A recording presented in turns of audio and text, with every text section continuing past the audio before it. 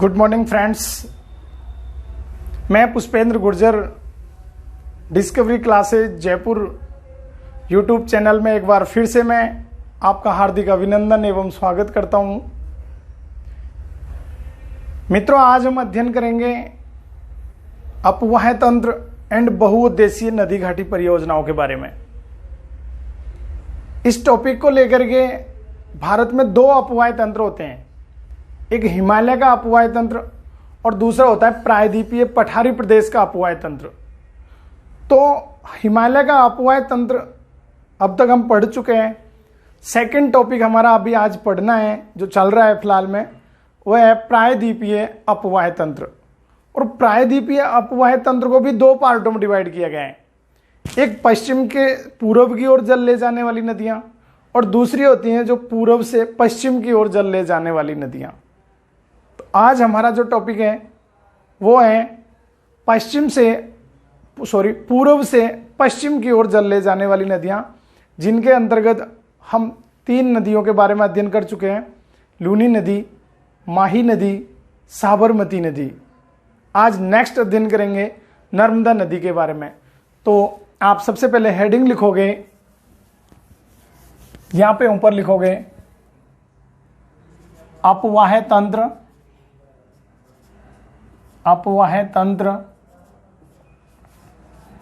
And बहुउद्देशीय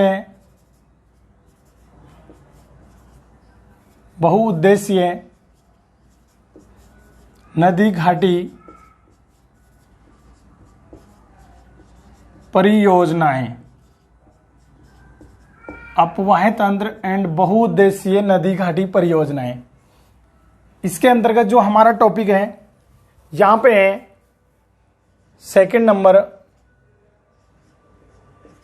प्रायद्वीपीय पठारी प्रदेश का अपवाह तंत्र। और इसके अंतर्गत भी जो मेजर पॉइंट है वो है पूर्व से पश्चिम की ओर चल ले जाने वाली नदियां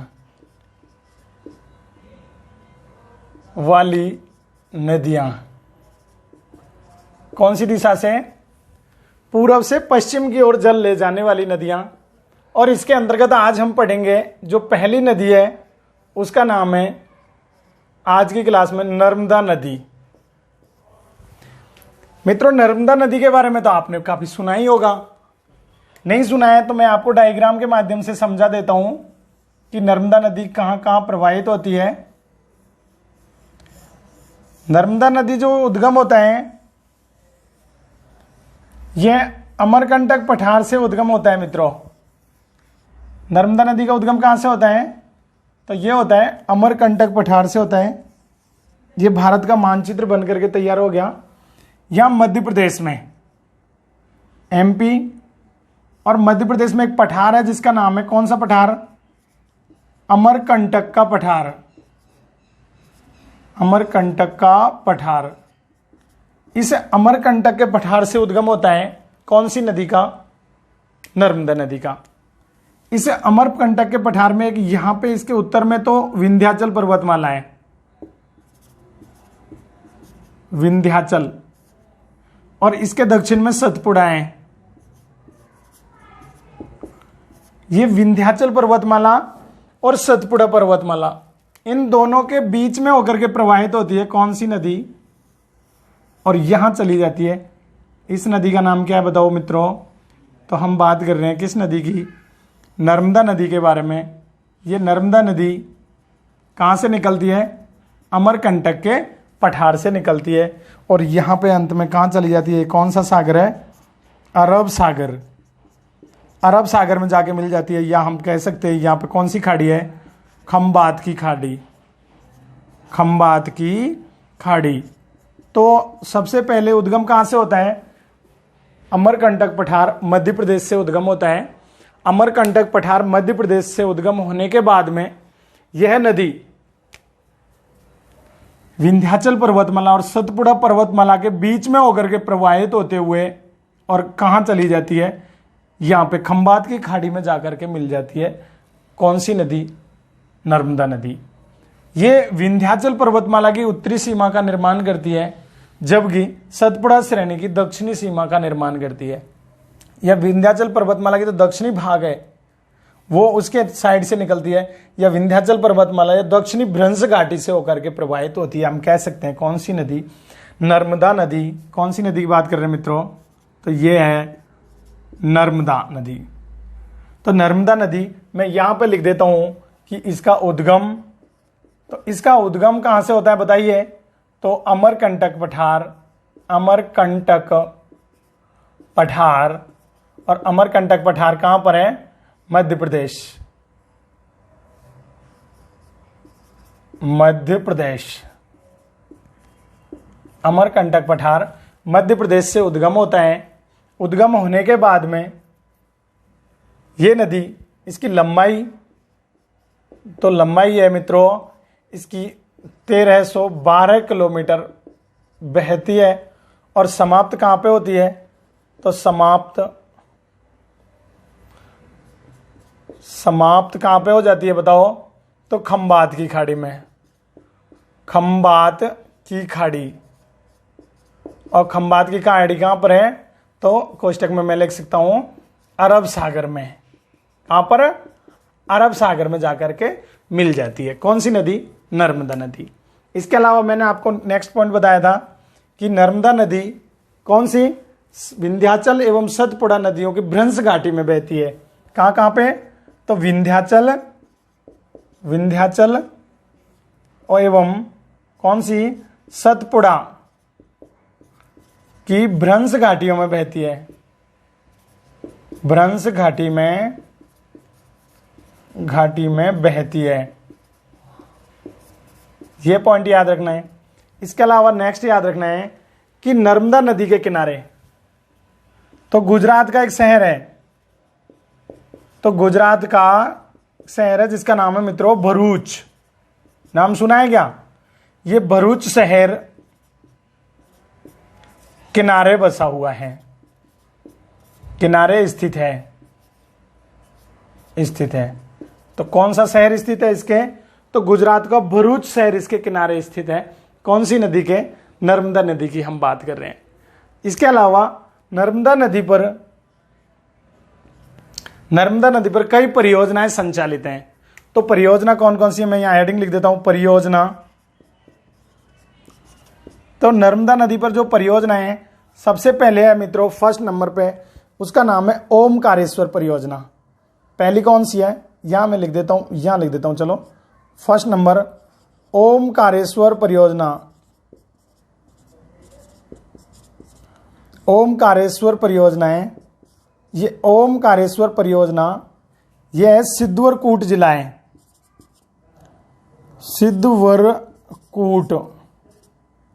सिद्धवरकूट जिला या सिद्धवरकूट गांव है, सिद्धवर जिला नहीं है, सिद्धवरकूट गांव।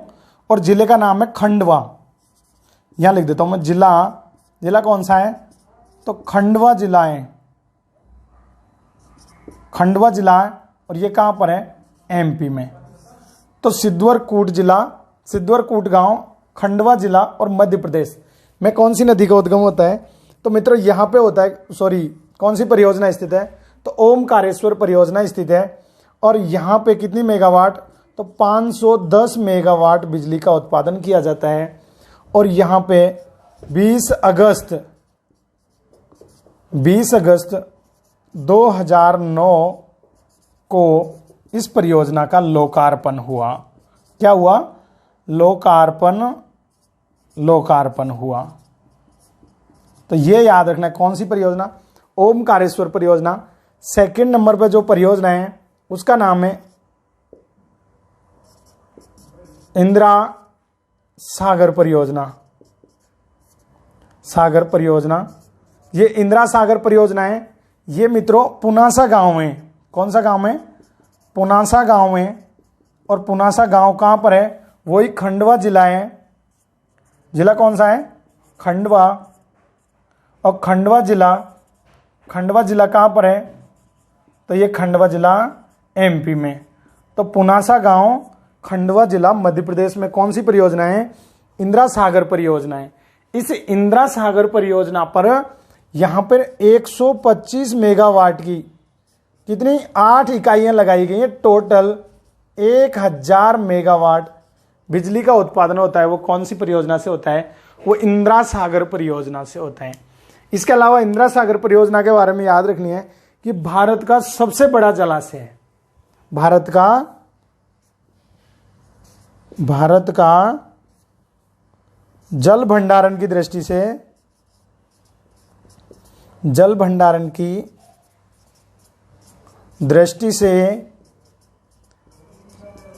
कैसा है? ये सबसे बड़ा जलाशय है। तो सबसे बड़ा जलाशय जल भंडारण की दृष्टि से। इसके अलावा इसके जो भंडारण क्षमता है, तो मैं यहां लिख देता हूं भंडारण क्षमता। तो इसकी मित्रों, इसकी भंडारण क्षमता है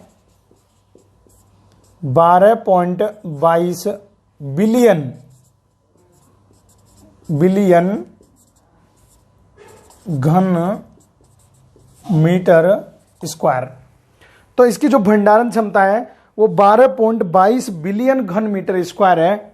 कौन सी? इंदिरा सागर परियोजना। और इंदिरा सागर परियोजना से कितना विद्युत का उत्पादन होता है? तो 1000 मेगावाट विद्युत का उत्पादन होता है। इसके अलावा नेक्स्ट 3rd नंबर पे जो परियोजना है वो है सरदार सरोवर परियोजना। कौन सी? सरदार सरोवर परियोजना। सरदार सरोवर परियोजना। ये जो सरदार सरोवर परियोजना है ये 1961 में, कब? 1961 में किसके द्वारा? चाचा नेहरू। कौन से चाचा नेहरू? तो आप कहते पंडित जवाहरलाल नेहरू जी के द्वारा इसका लोकार्पण किया गया था, चाचा नेहरू के द्वारा। और अभी 2007 में 19 जनवरी 2007 को इसको राष्ट्र को समर्पित किया गया है। तो इसे 2007 में राष्ट्र को समर्पित किया गया। इसके अलावा याद रखना है कि जो सरदार सरोवर बांध है या परियोजना है, इससे 1450 मेगावाट विद्युत का उत्पादन होता है। मित्रों, विद्युत का उत्पादन होता है। कितना विद्युत का उत्पादन होता है? 1450 मेगावाट विद्युत का उत्पादन होता है। कौन सी परियोजना से? तो ये है सरदार सरोवर परियोजना। और सरदार सरोवर परियोजना है कहां पर? तो ये मित्रों कहां पर है? गुजरात में है। ये यहां पर सरदार सरोवर बांध बना हुआ है और उस पर स्थित है। 1450 मेगावाट विद्युत का उत्पादन होता है। इसके अलावा यहां से एक नहर निकाली गई है जिसका कहां के लिए? राजस्थान के लिए। और जिस नहर का नाम क्या है? तो उसका नाम है नर्मदा नहर परियोजना। ये जो नर्मदा नहर परियोजना है पूर्णतः फुवारा पद्धति पर आधारित है। किस पर आधारित है? पूर्णतः फुवारा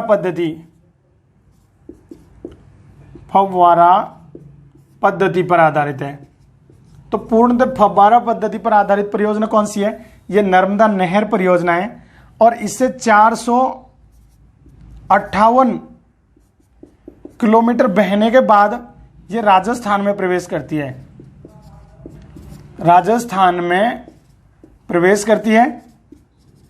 और राजस्थान में लंबाई तो राजस्थान में मित्रों इसकी लंबाई है 74 किलोमीटर। इसकी राजस्थान में लंबाई है। तो ये आपको याद रखना है। किस नदी के संदर्भ में? नर्मदा नदी के संदर्भ में। मैं समझता हूं आपको याद हो गया होगा। एक बार मैं रिवाइज करता हूं। देखो मित्रों, सबसे पहले अपन को याद रखना है कि नर्मदा नदी है किस अपवाह तंत्र के अंतर्गत आती है? तो प्रायद्वीपीय पठारी प्रदेश का जो अपवाह तंत्र है इसके अंतर्गत सम्मिलित की। दूसरा पॉइंट है हमारा कि नर्मदा नदी इधर पूर्व से पश्चिम की ओर जल ले जाने वाली नदियों में, यानी कहने का मतलब कौन सा, अरब सागरीय अपवाह तंत्र का हिस्सा है। दूसरा पार्ट, नर्मदा नदी का उद्गम कहां से होता है, तो अमरकंटक के पठार से होता है, और अमरकंटक का पठार कहां पर है, मध्य प्रदेश। ये अमरकंटक का पठार, इससे दो नदियों का उद्गम होता है, एक तो नर्मदा नदी जो इधर की तरफ बहती है पश्चिम की तरफ, और एक होता है सोन नदी का उद्गम जो उत्तर की तरफ बह करके गंगा नदी में मिल जाती है सोनपुर में। मैं आपको बता चुका हूं नेक्स्ट क्लास में। तो अमरकंटक पठार मध्य प्रदेश से उद्गम होता है, फिर ये प्रवाहित होती है और गुजरात में बहने के बाद में खंबात की खाड़ी में जाकर के चली जाती है। कितने किलोमीटर प्रवाहित होती है, तो 1312 किलोमीटर बहती है। कौन सी नदी, नर्मदा नदी। इसके अलावा विंध्याचल पर्वतमाला, ये विंध्याचल है, ये सतपुड़ा, इन दोनों की भ्रंश घाटी से होकर के कौन सी नदी प्रवाहित होती है, तो वो है नर्मदा नदी। इसके अलावा गुजरात का यहां पे एक शहर है जिसका नाम क्या है मित्रों, तो गुजरात का ये जो भरूच शहर है किस नदी के किनारे स्थित है, नर्मदा नदी के किनारे स्थित है। इसके अलावा इस नदी पर 3 परियोजनाएं मुख्यतः कौन कौन सी हैं, एक ओमकारेश्वर परियोजना, दूसरी इंदिरा सागर परियोजना और तीसरी सरदार सरोवर बांध परियोजना। 3 परियोजनाएं कौन कौन सी, तो ओमकारेश्वर परियोजना कौन सा, सिद्धवर कूट गांव है, और जिला कौन सा है, खंडवा जिला, और ये खंडवा है कहां पे, मध्य प्रदेश में। इस परियोजना से 510 मेगावाट बिजली का उत्पादन होता है मित्रों। कौन सी परियोजना, ओमकारेश्वर परियोजना से। नेक्स्ट सेकंड, इंदिरा सागर परियोजना, ये पुनासा गांव खंडवा जिला मध्य प्रदेश में, और इस इंदिरा सागर परियोजना पे 125 मेगावाट की 8 इकाई लगाई गई हैं। तो टोटल इससे मित्रों कितना बिजली का उत्पादन होता है, तो 1000 मेगावाट विद्युत का उत्पादन होता है। कौन सी परियोजना, इंदिरा सागर परियोजना से। इसके अलावा एक पॉइंट और याद रखना है कि इंदिरा सागर परियोजना पे जो जल भंडारण की दृष्टि से भारत की सबसे बड़ी परियोजना है, और इसकी जो जल भंडारण क्षमता है वो कितनी है, 12.22 बिलियन घन मीटर स्क्वायर है। इसके अलावा नेक्स्ट याद रखनी थी सरदार सरोवर बांध परियोजना, और सरदार सरोवर बांध जो परियोजना है ये कहां पर है, गुजरात राज्य में स्थित है। कहां स्थित है, गुजरात राज्य में स्थित है, और 1961 में पंडित जवाहरलाल नेहरू, हम कह सकते हैं चाचा नेहरू के द्वारा इसका उद्घाटन किया गया, या अपने कह सकते हैं उद्घाटन नहीं, उद्घाटन लास्ट को कहा जाता है, इसका लोकार्पण किया गया, या शिलान्यास किया गया, और 2007 में राष्ट्र को समर्पित की गई। कौन सी परियोजना, सरदार सरोवर बांध परियोजना। इस परियोजना से 1450 मेगावाट बिजली का उत्पादन होता है। कौन सी परियोजना से, सरदार सरोवर परियोजना। इस सरदार सरोवर परियोजना, यहाँ पे एक सरदार सरोवर बांध है गुजरात में, वहां से एक नहर निकाली गई है, और कहां के लिए, वो गुजरात और राजस्थान के लिए निकाली गई है, दोनों की संयुक्त नहर है। और गुजरात में तो वो 458 किलोमीटर बहती है, उसके बाद 74 किलोमीटर वो राजस्थान में, और राजस्थान के ये जालोर जिले में प्रवेश करती है। कौन से, जालोर जिले में प्रवेश करती है, 74 किलोमीटर प्रवाहित होती है। यहां पे सीलू गांव है, सीलू गांव, और सीलू गांव पर 2006 में मुख्यमंत्री वसुंधरा राजे सिंधिया के द्वारा इसका उद्घाटन किया गया था। तो ये राजस्थान में, और पूर्णतः फुवारा पद्धति पर आधारित परियोजना राजस्थान की, तो कौन सी है, तो ये हो जाएगी नर्मदा नहर परियोजना। मैं समझता हूं मित्रों आपको याद हो गई होगी। और नेक्स्ट आप हेडिंग लिखोगे कौन सी नदी, तो वो है तापी नदी। अब हम सेकंड नंबर पे पढ़ेंगे किसके बारे में, तापी नदी के बारे में। तापी नदी भी कौन से अपवाह तंत्र के अंतर्गत आती है, तो मित्रों तापी नदी भी प्रायद्वीपीय पठारी प्रदेश के अपवाह तंत्र के अंतर्गत सम्मिलित की जाती है। और तापी नदी जो है ये किसका पार्ट है, तो ये पूर्व से पश्चिम की ओर जल ले जाने वाली नदियां, या हम कह सकते हैं कि अरब सागरीय अपवाह तंत्र का भाग है। कौन सी नदी, तापी नदी। ये तापी नदी का जो उद्गम होता है, ये तापी नदी का उद्गम कहां से होता है बताइए, तो तापी नदी का उद्गम होता है मध्य प्रदेश में बैतूल के पठार से होता है। कहां से होता है, तो मध्य प्रदेश में एक पठार है जिसको अपन बोलते हैं बैतूल का पठार। और ये बैतूल का पठार कहां पर है, तो महादेव पहाड़ियां, महादेव पहाड़ियों के दक्षिणी भाग में स्थित है बैतूल का पठार। तो उस बैतूल के पठार से इस नदी का उद्गम होता है। कौन सी नदी, तापी नदी का उद्गम होता है। देखो अब हम विस्तार से पढ़ते हैं। नेक्स्ट हमारी सेकंड नंबर पे हेडिंग है तापी नदी,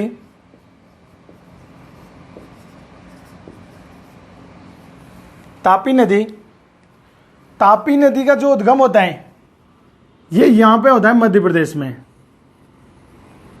और यहां एक पठार है जिसको अपन बोलते हैं, कौन सा पठार? बैतूल का पठार। इस बैतूल का पठार, और ये एमपी है, बैतूल का पठार मध्य प्रदेश से होता है। कौन सी नदी का उद्गम? इस तापी नदी का। ये यहां पे बहते हुए, और ये भी कहां आ जाती है मित्रों? ये खंबात की खाड़ी में जाकर के मिल जाती है।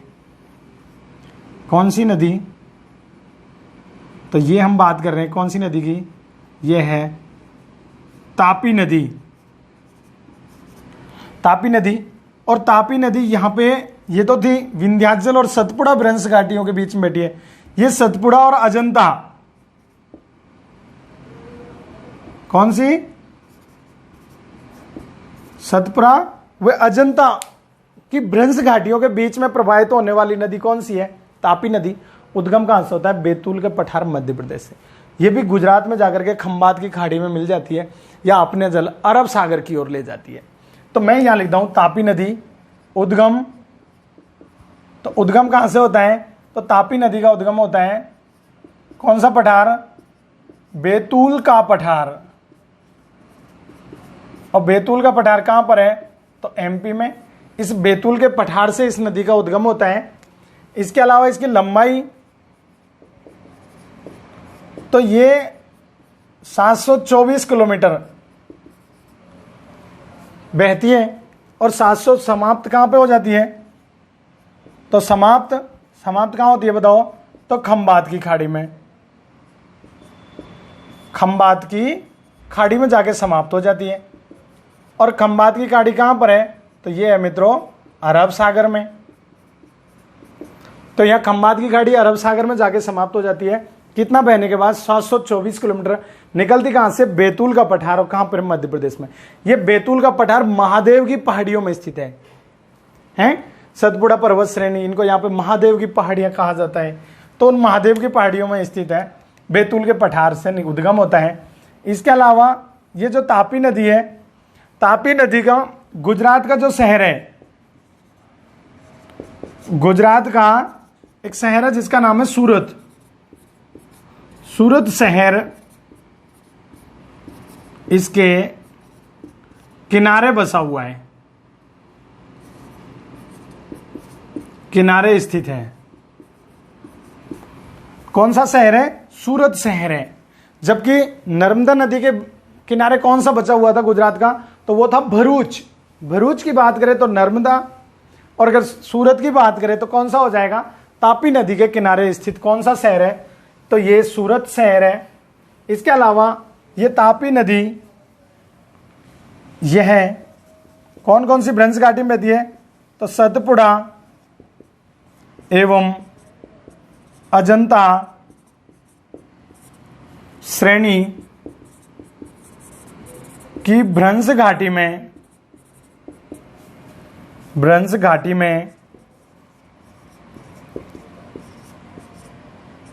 प्रवाहित होती है। कौन कौन सी? तो ये सतपुड़ा और अजंता श्रेणी की भ्रंश घाटी में प्रवाहित होती है। इसके अलावा इस तापी नदी पर 2 परियोजनाएं संचालित हैं। कौन कौन सी हैं? तो एक तो है उकाई परियोजना, में लिख देता हूं यहां पे। तो परियोजनाएं तो एक तो फर्स्ट जो है वो है उकाई, और सेकंड नंबर पर है मित्रों उसका नाम है काकरा पार। तो उकाई एवं काकरा पार परियोजना कौन सी नदी पर संचालित है? तो तापी नदी पर उकाई व काकरा पार 2 परियोजना संचालित हैं। इसके अलावा याद रखना है कि ये नदी नदमुख का निर्माण करती है। किसका निर्माण करती है? नदमुखों का निर्माण करती है।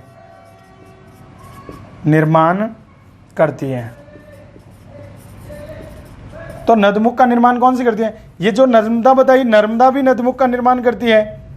कौन सी? नर्मदा और तापी ये दोनों ही नदियां किसका निर्माण करती हैं? नदमुखों का निर्माण करती हैं। नदमुख को अंग्रेजी में बोलते हैं एस्चुरीज।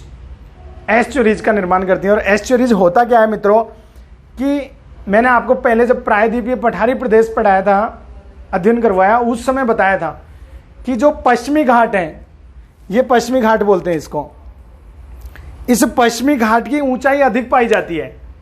जब इसकी ऊंचाई अधिक पाई जाती है तो इधर जो नदियां प्रवाहित होती हैं वो स्पीड से होती हैं। जब नदियां स्पीड से प्रवाहित होती हैं तो एस्चुरीज का निर्माण करती हैं, जबकि इधर ढलान कम है और इधर आराम से प्रवाहित होती हैं तो इधर डेल्टा भाग का निर्माण करती हैं। तो ये नदियां नर्मदा और तापी नदियां किस प्रकार का, किसका निर्माण करती हैं? तो ये एस्चुरीज का निर्माण करती हैं। कौन कौन सी नदी? नर्मदा नदी और तापी नदियां। इसके अलावा आपको ये एक बार मैं रिवीजन फिर से करवाता देता हूँ, कौन कौन सी नदियों के बारे में हम अध्ययन कर रहे हैं। सबसे पहले नर्मदा के बारे में अध्ययन किया, सेकंड नंबर पे तापी नदी। तापी नदी का जो उद्गम होता है मित्रों, ये कहाँ से होता है? तो बैतूल के पठार से होता है, मध्य प्रदेश से। बैतूल का पठार मध्य प्रदेश से उद्गम होता है। इसके अलावा लंबाई कितनी है? तो 724 किलोमीटर लंबाई है। समाप्त कहाँ पे होती है? खंबात की खाड़ी में, अरब सागर में जाके मिल जाती है। और किसका निर्माण करती है? नदमुखों का, या हम कह सकते हैं किसका निर्माण करती है? एस्चुरीज। एस्चुरीज का निर्माण करती है। और एस्चुरीज का निर्माण करते हुए किस में मिल जाती है? खंबात की खाड़ी में या अरब सागर में मिल जाती है। इसके अलावा गुजरात का शहर कौन सा? सूरत शहर किस नदी के किनारे बसा हुआ है? तो मित्रों तापी नदी के किनारे कौन सा शहर है? सूरत शहर बसा हुआ है। इसके अलावा सूरत बसा हुआ है, यह सतपुड़ा और अजंता श्रेणियों की भ्रंश घाटी का निर्माण करती है। कौन सी? तो ये अजंता और ये सतपुड़ा, इन दोनों के बीच में कौन सी नदी बहती है? तापी नदी। इसके अलावा इसकी उत्तरी सीमा का निर्माण कौन सा करती है? सतपुड़ा भ्रंश घाटी करती है। और इसमें परियोजना उकाई और काकरा पार परियोजनाएं। इसके अलावा नदमुखों का निर्माण करती है नर्मदा और तापी, दोनों एस्चुरीज का निर्माण करती है। और एस्चुरीज का निर्माण मैंने आपको बता दिया कि ढाल अधिक होने के कारण नदी उसमें प्रवाहित होती है स्पीड से, तो उसको एस्चुरीज। और नेक्स्ट जो थर्ड नंबर पर जो नदी आती है मित्रों, उसको अपन बोलते हैं पेरियार नदी। पेरियार नदी, ये पेरियार नदी है। ये पेरियार नदी केरल में है। ये पेरियार झील से निकलती है। पेरियार झील से निकलती है। और पेरियार झील से निकलने के बाद में इसे अपन कहते हैं केरल की जीवन रेखा कहा जाता है। तो केरल की जीवन रेखा किस नदी को कहा जाता है? तो पेरियार झील को। ये पेरियार झील से निकलती है पेरियार नदी, इसे केरल की जीवन रेखा कहा जाता है। या मैं कह सकता हूं केरल की कैसी नदी है ये? तो प्रमुख नदी है। कौन सी नदी है? तो वो पेरियार नदी हो जाएगी। और इस पर 2 परियोजनाएं संचालित हैं। तो परियोजना कौन कौन सी हैं? तो इस पे 2 परियोजना संचालित हैं। एक तो है हिडुक्की परियोजना, एक हिडुक्की परियोजना, एक हिडुक्की परियोजना, और दूसरी है मित्रों मुल्ला पेरियार परियोजना। हिडुक्की परियोजना और मुल्ला पेरियार परियोजना, ये हिडुक्की और मुल्ला पेरियार परियोजना दोनों कौन सी नदी पर है? तो ये पेरियार नदी पर है। केरल की जीवन रेखा कहा जाती है, केरल की इंपॉर्टेंट नदी है। और जो 2 परियोजना बताई थी, इस तापी नदी पर कौन कौन सी परियोजनाएं? तो उकाई और काकरा पार परियोजनाएं। और नर्मदा नदी पर कौन कौन सी परियोजनाएं? ओमकारेश्वर परियोजना, इंदिरा सागर परियोजना, सरदार सरोवर बांध परियोजना और नर्मदा नहर परियोजना, ये नर्मदा नदी पर है। तो मित्रों ये हमारा जो अपवाह तंत्र हुआ, ये प्रायद्वीपीय अपवाह तंत्र के अंतर्गत जो पूर्व से पश्चिम की ओर जल ले जाने वाली नदियां थी, उनके बारे में हमने अध्ययन किया। किसके अंतर्गत? पूर्व से पश्चिम की ओर जल ले जाने वाली नदियों के अंतर्गत। इसमें मुख्यतः 5 नदियों के बारे में हमने अध्ययन किया। 6 नदियों के बारे में कौन कौन सी थी? सबसे पहले लूनी नदी, इसके बाद में सेकंड नंबर पे हमने माही नदी, थर्ड नंबर पे साबरमती नदी, फिर नर्मदा नदी, तापी नदी, और नेक्स्ट किया था पेरियार नदी। तो ये था पूर्व से पश्चिम की ओर जल ले जाने वाली नदियां। अब नेक्स्ट क्लास में हम अध्ययन करेंगे पश्चिम से पूर्व की ओर जल लाने वाली नदियां। तो मैं समझता हूं आपको वीडियो बहुत अच्छी लगी होगी। तो प्लीज अगर आपने अभी तक हमारे चैनल को सब्सक्राइब नहीं किया है तो प्लीज़ सब्सक्राइब कीजिए। अगर वीडियो अच्छी लगी है तो लाइक कीजिए, कमेंट कीजिए। तब तक के लिए जय हिंद, जय भारत।